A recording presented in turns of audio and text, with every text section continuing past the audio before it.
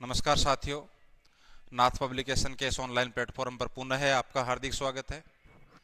आज यहाँ पर मैं एक किताब जो कि प्रश्न बैंक के रूप में है, जियोग्राफी, उसके बारे में जानकारी देने के लिए मैं उपस्थित हुआ हूँ। नाथ पब्लिकेशन का ये प्रश्न बैंक है भूगोल विषय का, जिसके कवर पेज की अपन बात करते हैं तो ये इसका कवर पेज है। ये यहाँ देखिए लिखा हुआ है स्कूल व्याख्याता। खास करके वो स्टूडेंट जो फर्स्ट ग्रेड की तैयारी जियोग्राफी सब्जेक्ट से कर रहे हैं उनके लिए ये किताब बहुत ज़्यादा इम्पोर्टेंट है। प्लस जो नेट जेआरएफ और असिस्टेंट प्रोफेसर की तैयारी कर रहे हैं उनके लिए भी इम्पोर्टेंट है। इसका मतलब ये हुआ कि जो स्टूडेंट असिस्टेंट प्रोफेसर की तैयारी कर रहा है, जो फर्स्ट ग्रेड जियोग्राफी से तैयारी कर रहे हैं या फिर नेट जेआरएफ की तैयारी कर रहे हैं, उन सब के लिए इम्पोर्टेंट है ये। और इसके अंदर जो है क्या चीज़ें, मैटर इसके अंदर क्या है, उस मैटर की यदि अपन बात करें तो इसके अंदर जो पीछे के जो भी क्वेश्चन आए हुए हैं उन क्वेश्चनों का अध्यायवार संकलन है। जैसे आईएएस का है, आरएस का है, यूपीपीसीएस का है, एमपीपीएससी का है, ठीक है ना, यूपी लेड का है, अन्य जो भी पीसीएस एग्जाम हुई है उनका, या फिर आरपीएससी की जितनी भी एग्जाम हुई है, चाहे वो सेकंड ग्रेड है, फर्स्ट ग्रेड है ना, या फिर कॉलेज व्याख्याता है, उन सब के पूछे गए प्रश्नों का अध्यायवार संकलन यहाँ, जिसके लेखक हैं वो एचपी टेलर सर और सरोज जाटमाली मैम है। इधर आप देख पा रहे होंगे ये हरिजी टेलर सर हैं और ये सरोजी मैम है, और भी इनके जो अपने प्रश्न बैंक है वो नीचे यहाँ पर डाले हुए हैं। अपना बात करते हैं कि इसके अंदर मैटर क्या दे रखा है, क्योंकि मैन अपने को इस मैटर से मतलब है। जैसे ये देखिए, ये वही चीज़ है, नवीन संस्करण है, एकदम नया संस्करण है, अभी आया है ये 5-7 दिन पहले ही, ठीक है ना। स्कूल व्याख्याता द्वितीय प्रश्न पत्र, नेट जेआरएफ, असिस्टेंट प्रोफेसर, इनके लिए इम्पोर्टेंट है, और वो भी भूगोल विषय जो इससे संबंधित है। ये एक प्रश्न बैंक है। ये मैंने अभी आपको बताया कि IAS, RS, UPPCS, MPPCS, UP लेड परीक्षाओं, Jharkhand, Uttarakhand, Chhattisgarh PCS, NET SET, RPSC, school और कॉलेज व्याख्याता, सेकंड ग्रेड, इन परीक्षाओं में अब तक पूछे गए प्रश्नों का अध्यायवार संकलन है, ठीक है। अब उसके बाद देखिए आगे अपन चलते हैं। ये देखिए इधर, ये एचपी टेलर सर और सरोज जाटमाली मैम है, इन्होंने तैयार किया है, ठीक है ना। और ये तो वही बात है जो अंदर बाहर अभी मैंने बताई है, वो जो लिखी हुई है, ठीक है ना। और ये नाथ पब्लिकेशन की बहुत अच्छी किताब है ये, और नाथ पब्लिकेशन की वैसे भी अच्छी किताबें आती हैं।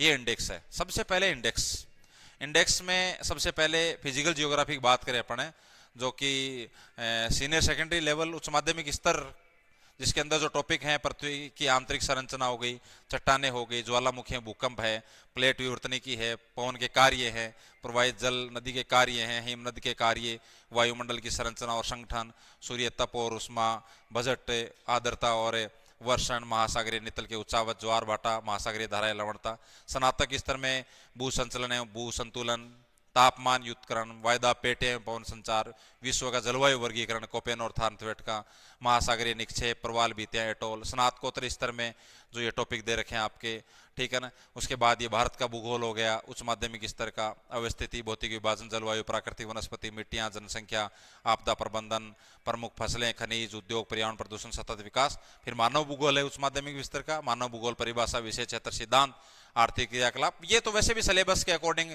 आपको ध्यान होता है कि सिलेबस के अंदर क्या क्या दिया हुआ है, यदि आपकी इसकी तैयारी कर रहे हो। फिर ये आपके प्रैक्टिकल जियोग्राफी होगी उच्च माध्यमिक स्तर में, मापक या मापनी एवं समपटल सर्वेक्षण, मानचित्र, प्रक्षेप, स्थानिक सूचना प्रौद्योगिकी, मध्य माध्यमिका, बहुलक, है ना, मानक विचलन, सह संबंध। फिर बाद में ये आर्थिक भूगोल हो गया, ठीक है ना।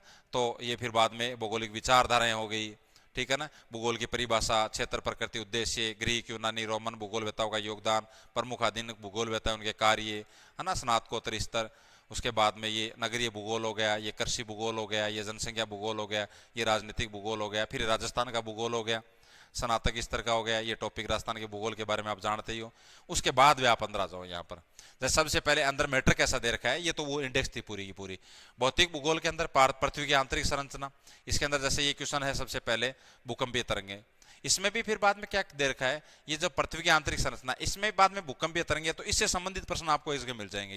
ये भी उस तरह से डिवाइड करके, जैसे ये क्वेश्चन आपके कॉलेज लेक्चर 2021 में आया हुआ है कि भूकंप उत्पन्न कारक ऊर्जा प्राय भ्रंश के किनारे ही निकलती हैं, अधिक केंद्र भूतल पर है, उद्गम केंद्र के समीपतम बिंदु होता है, सभी प्राकृतिक के भूकंप दुर्बलता मंडल में आते हैं, है ना। भूकंप का उद्गम केंद्र अवकेंद्र भी कहलाता है, तो इसका आंसर क्या होगा, से होगा। अपने को गलत कथन छांटना था, इसका गलत कथन से होगा। इसके बाद में ये व्याख्या दे दी कि प्राकृतिक भूकंप 4 प्रकार के होते हैं, ज्वालामुखी भूकंप, भ्रंश मूलक भूकंप, संतुलन मूलक भूकंप, प्लूटोनिक भूकंप। इसका उद्गम क्षेत्र धरातल से 240 से 672 किलोमीटर की गहराई, दुर्बलता मंडल से नीचे तक पाया जाता है, ये इसकी व्याख्या दे दी। तो इस तरह से ऊपर क्वेश्चन, उसके नीचे उसकी व्याख्या। फिर बाद में देखो ये यहीं से एक क्वेश्चन और आया हुआ है कॉलेज लेक्चर के अंदर 2021 में कि असत्य कथन छांटना है, चट्टानों के भ्रंश तल के सहारे खिसकने के कारण विवर्तनिक भूकंप उत्पन्न होते हैं।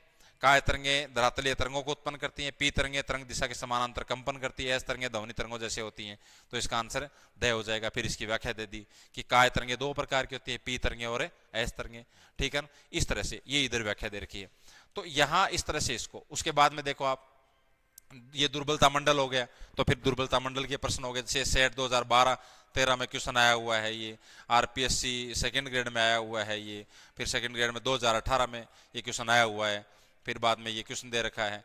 इसके बाद में ये देखिए, फिर आगे ये क्वेश्चन है केवीएस 2014 में आया हुआ है कि पृथ्वी के पटल में निम्नलिखित में से कौन सा तत्व सबसे प्रचुरता में पाया जाता है, ऑक्सीजन, सिलिकॉन, एल्यूमिनियम और लोहा, ठीक है ना। तो ऑक्सीजन, बाद में ये यहाँ पर पूरा विवरण दे दिया इसके अंदर। इस तरह से ये क्वेश्चन, जैसे ये ज्वालामुखी बात कर लेते हैं अपन थोड़ा सा, कि ज्वालामुखी भूकंप वाला टॉपिक है 3 नंबर का, ये ज्वालामुखी की, ज्वालामुखी में सबसे अधिक कौन सी गैस निकलती है, जलवाष्प, helium, sulphur dioxide, carbon dioxide, तो जलवाष्प। फिर इस नीचे यहाँ पे ये इसकी व्याख्या दे रखी है कि ज्वालामुखी क्रिया से निसृत पदार्थ गैस द्रव ठोस गैस में फिर बाद में जलवाष्प सर्वाधिक है, 60.90% है, अन्य गैस कार्बन डाइऑक्साइड है, सल्फर डाइऑक्साइड है, HCl है, HF है, नाइट्रोजन है, सल्फर है। उसके बाद में ये अपने द्रव है, द्रव के अंदर कौन कौन से निकलते हैं, ठोस में कौन कौन से निकलते हैं। इधर देखो ये क्वेश्चन, जैसे इधर भी अपन थोड़ा सा देख लेते हैं, जैसे क्वेश्चन यह आया हुआ है 2005 में कि ज्वालामुखन इंगित करता है उन सभी प्रक्रियाओं का जिसमें पिघले हुए चट्टानों के पदार्थ अथवा मैग्मा भूपर पट्टी में प्रवेश करता है, भारी मात्रा में पृथ्वी सतह की ज्वालामुखी चट्टानें ज्वालामुखन से उद्गारित होती है। फिर एक स्टेटमेंट और दे रखा है, इसमें कौन से सही है ना, और फिर उसके नीचे ये व्याख्या दे रखी है।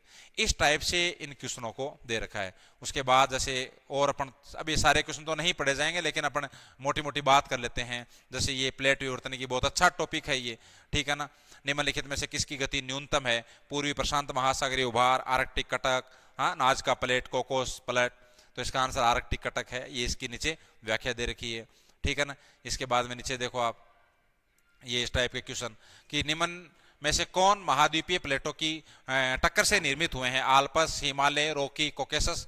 तो से यानी 1 2 4 यानी आल्पस, हिमालय और रॉकी। तो यहाँ लिखा हुआ है रॉकी पर्वतमाला का निर्माण प्रशांत प्लेट और अमेरिकन प्लेट के टक्कर से हुआ है।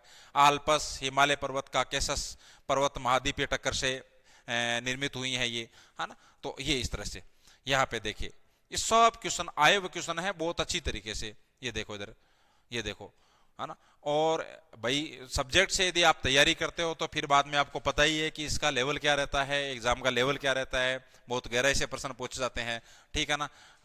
ये डायग्राम के माध्यम से भी चीजें समझाई गई हैं बीच बीच में जहां पर आवश्यकता पड़ी है। ये देखो यहाँ पे प्लेटों का विश्व वितरण, इसका भी डायग्राम बनाया हुआ है।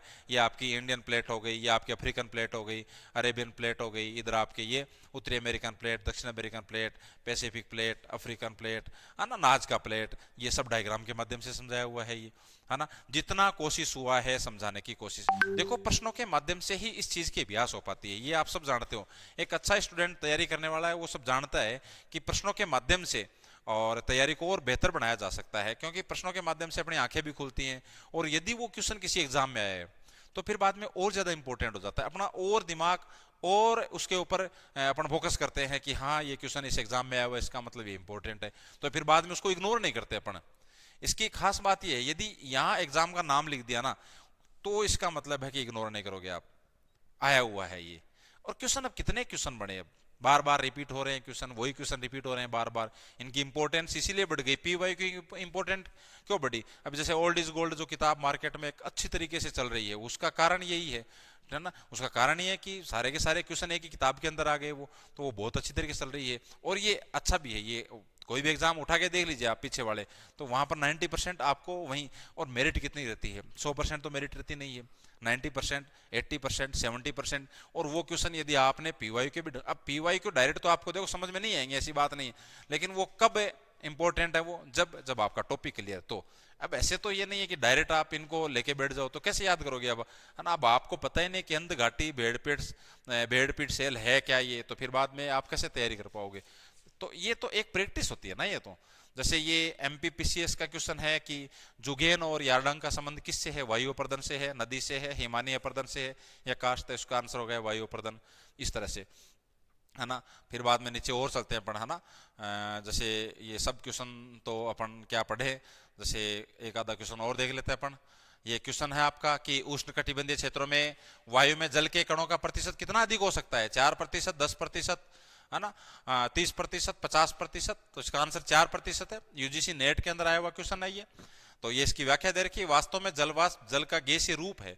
वायुमंडल में जलवाष्प की मात्रा में अधिकाधिक स्थानिक एवं कालिक विभिन्नता होती है। वायुमंडल में जलवाष्प की औसत मात्रा 2% होती है, वही अति आर्द्र जलवायु की स्थिति में भी आयतन के हिसाब से 4% से अधिक नहीं होती है। शुष्क जलवायु में जलवाष्प बहुत कम होता है, वायु में जलवाष्प की अधिकतम मात्रा 5% होती है।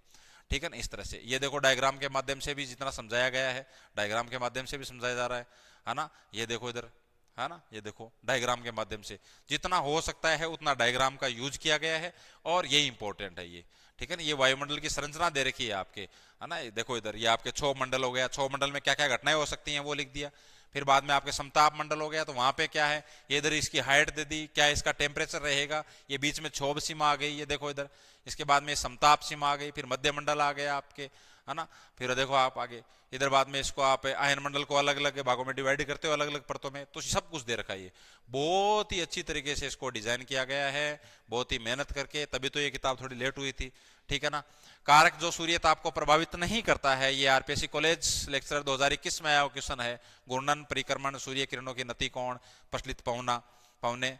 तो ये इसकी व्याख्या दे रखी है कि सूर्य तप को प्रभावित करने वाले कारक कौन कौन से हैं। आपतन कोण है, सूर्य के प्रकाश की अवधि, दिन की अवधि, सूर्य से पृथ्वी की दूरी, है ना, सौर विकिरण की मात्रा में विभिन्नता, वायुमंडल की पारदर्शिता, सौर कलंक, ऊंचाई, पृथ्वी का अपने अक्ष पर घूमना, सूर्य की किरणों का नति कोण, स्थल विन्यास, इस तरह से सारे क्वेश्चन आए हुए हैं। ये जहां से भी क्वेश्चन लिए गए हैं वहां से इनको उठाया गया है। ये देखो एक ये डायग्राम फिर आ गया, ये भी ऊपर गया डायग्राम, ये देखो इधर, ये देखो, मतलब पूरा डायग्राम के माध्यम से, है ना।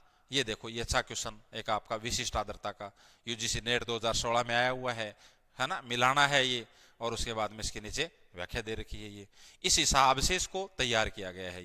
ये देखो ये डायग्राम देखो आप, है ना, डायग्राम का प्रयोग करते हुए इनको बनाया गया है ना।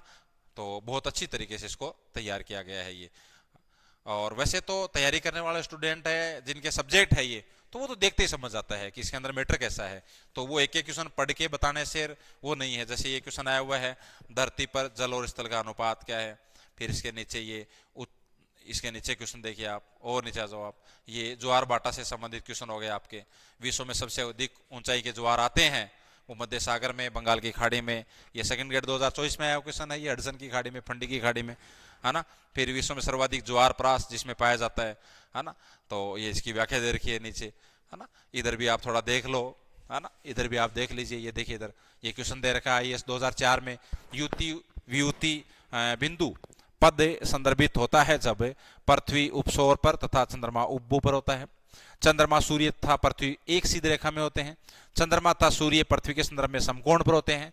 पृथ्वी अपसौर पर तथा चंद्रमा उपभू पर होती है ना। तो ये इसकी व्याख्या दे रखी है, क्या युति है, क्या व्युति है ना। इस तरह से इसको समझा रखा है। ये देखो इधर, ये देखिए आप, ये महासागरीय धाराएं, ये सारा का सारा डायग्राम के माध्यम से समझा रखा है ये। ठीक है ना, ये सारी की सारी धाराएं बता रखी हैं यहाँ पर, ये देखिए डायग्राम के माध्यम से भी। ये तो वैसे भी बहुत इंपॉर्टेंट टॉपिक है, ये छोटा सा टॉपिक है, बड़ा टॉपिक नहीं है ये महासागरीय धाराएं वाला। ये देखो आगे, ये देखिए आप, ये भू संचलन और भू संतुलन है ये। है ना। निम्नलिखित में से कौन सा पर्वतीय संचलन का परिणाम नहीं है। ये 2016 में स्कूल लेक्चर में आया क्वेश्चन है ये पूरा का पूरा ये डायग्राम के माध्यम से इसको समझा दिया है ये, है ना। ये देखिए आगे आप, ये देखिए इधर, है ना, इस तरह से इनको समझाया हुआ है ये। अब क्वेश्चन तो ये तो वैसे, हालांकि ये सेम पीडीएफ है, ये टेलीग्राम पे शेयर भी की हुई है, तो आप पीडीएफ भी आराम से देख सकते हो ये, ठीक है ना। ये देखो इधर, तो इस तरह से इनको समझा रखा है। आप नीचे चलोगे, अपन थोड़ा सा और नीचे चलते हैं, है ना, और नीचे चलते हैं एक बार।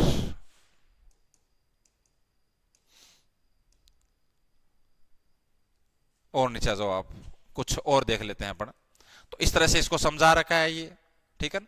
ये देखिए इधर, प्रवाल भित्तियों के प्रकार से संबंधित जो प्रश्न आए हैं, यूजीसी नेट दिसंबर 2015 में ये क्वेश्चन आया था, ठीक है ना। इधर आपके ये क्वेश्चन आया हुआ है, मानसून से क्वेश्चन आया हुआ है कि भारत में दक्षिणी पश्चिमी मानसून काल में अंतरा उष्ण कटिबंधीय विसरण मेघला खिसक जाती है, पश्चिम की ओर, पूर्व की ओर, उत्तर की ओर, दक्षिण की ओर, तो उत्तर की ओर। ये इसके बाद में इसका विवरण दे दिया है यहाँ पर। तो इस तरह से ये आपके पूरा का पूरा मैटर दे रखा है ये। और इसके बाद में ये इंडियन ज्योग्राफी आ गई, फिर राजस्थान ज्योग्राफी आ गई। आप बिल्कुल इसको देखिए, आप इस पीडीएफ को आप देखिए। ये जब वीडियो हम शेयर करते हैं उसके साथ ही एक बार वापस इस पीडीएफ को भी शेयर करेंगे, इस डेमो पीडीएफ को हम शेयर करेंगे, और उसको आप बिल्कुल देखना, ठीक है ना। बुक का लिंक भी शेयर करेंगे, ये सब चीजें एक साथ शेयर करेंगे ताकि आप देख सकते हो आराम से। क्योंकि ये चीजें सिर्फ एक बताने के तरीके से हमने बता दिया है ये कि भाई क्वेश्चन किस हिसाब से तैयार किए हुए हैं, ठीक है ना। जैसे मान लीजिए कि मैं एक टॉपिक और ले लेता हूं, आपको 2-3 क्वेश्चन और बताता हूं मैं लास्ट में। यहाँ पे देखिए